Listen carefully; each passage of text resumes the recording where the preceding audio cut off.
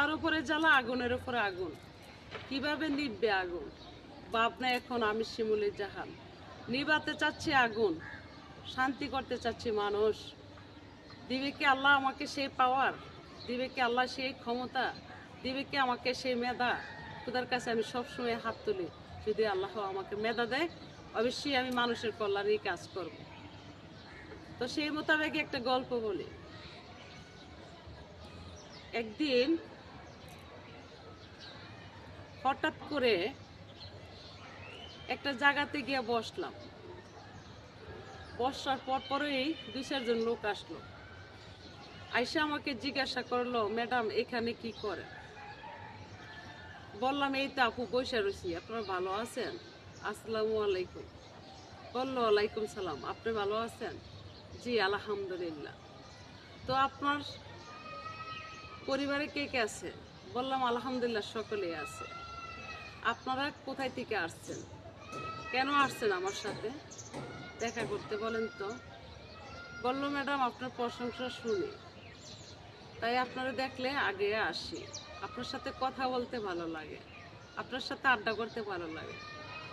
উত্তর দিলাম, আপুরা আমি আড্ডার মানুষই, কিছু আড্ডা তো আমি পছন্দ করি না।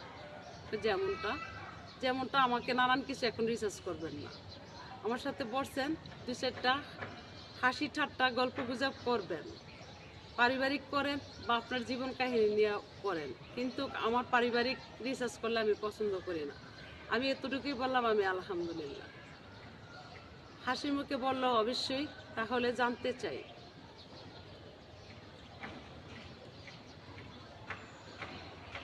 আবারও বললেন আপনারা জানতে চাই। আপনারা তো বললাম রিসার্চ করবেন না, রিসার্চ শব্দটা কি আমার কোনো কিছু জানতে চাইবেন না? তো অনেকে আছে রিসার্চ শব্দ কিছু ভাষা বুঝো না, বুঝাতে হবে। তা আপনাদের গল্প আমি শুনতে চাই। জিজ্ঞাসা করলাম আপনার জীবনে কি কোনো প্রেম করছিলেন, কাউকে ভালোবাসছিলেন? হ্যাঁ ভালোবাসছিলাম। যেমন? এক সময় ভালোবাসছি, মা বাবা মেনে নেয় নাই, সে আগুনে এখনো জ্বলি। তো এখন স্বামী সংসার, হ্যাঁ অন্যের ঘরেই আসি, মা বাবা যেখানে দিছে সেখানেই আসি। আলহামদুলিল্লাহ আপনার মতো বলতে পারলাম না।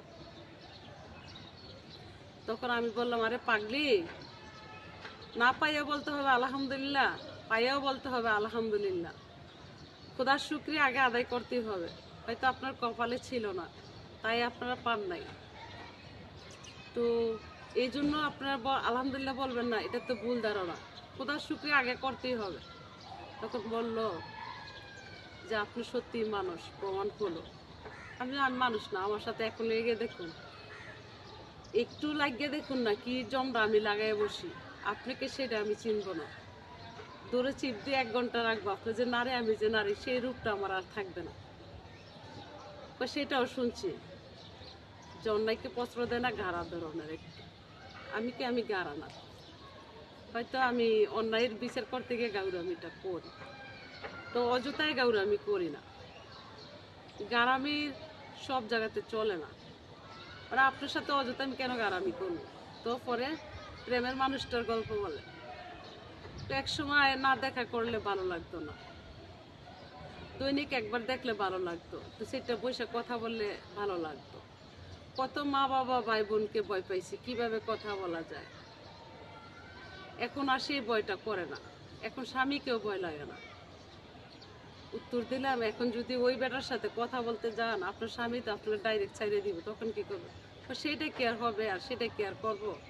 তেমন কিছু করব না। তো আপনার স্বামী কি জানে? ও সব কিছুই জানে, মাঝে মধ্যে সুযোগ দেয় কথা বলার জন্য। তো তাই আমি বুঝি যে সুযোগটা যে কেন দেয় আমাকে, যে মন পরীক্ষা করে, তাহলে বুঝেন। তো এরকম কিছু করবেন না। বললাম যে এই পরীক্ষাটা করা মানেই আপনার সংসারে আগুনটা তৈরি হওয়া, আগুনটা তৈরি সৃষ্টি হওয়া, এটা করবেন না। সে আপনাকে নানান প্রকারের যাচাই বাছাই করবে। আপনার স্বামীত্বে এখন আপন আর কেউ হতে পারবে না। কে জানে যে আপনি যারা ভালোবাসতেন সে আপনার এখন আপনার প্রতিশোধ নিয়ে আপনার সংসারটা ভেঙে দিতে পারে। তো আরেকটা জ্ঞান দিলেন, সত্যি আপনি মানুষ, এটা কখনো করবেন না।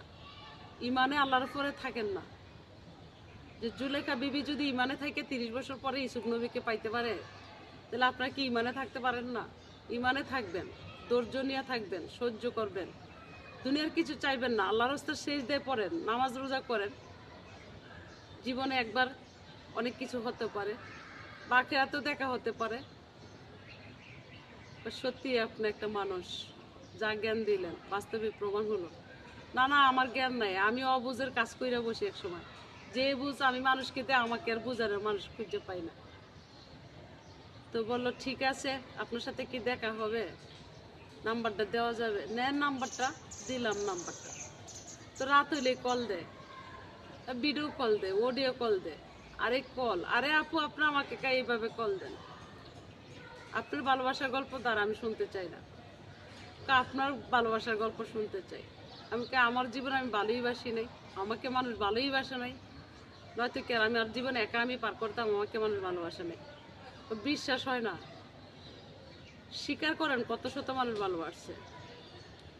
তো উত্তর দিলাম সেই হারে যদি বলতে যাই, শত শত মানুষ ভালোবাসছে, শুধু প্রেম ভালোবাসা বলতে কথা না।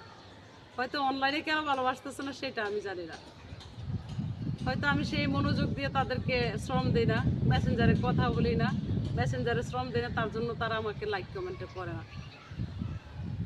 উত্তর দিলেও হঠাৎ দেখবেন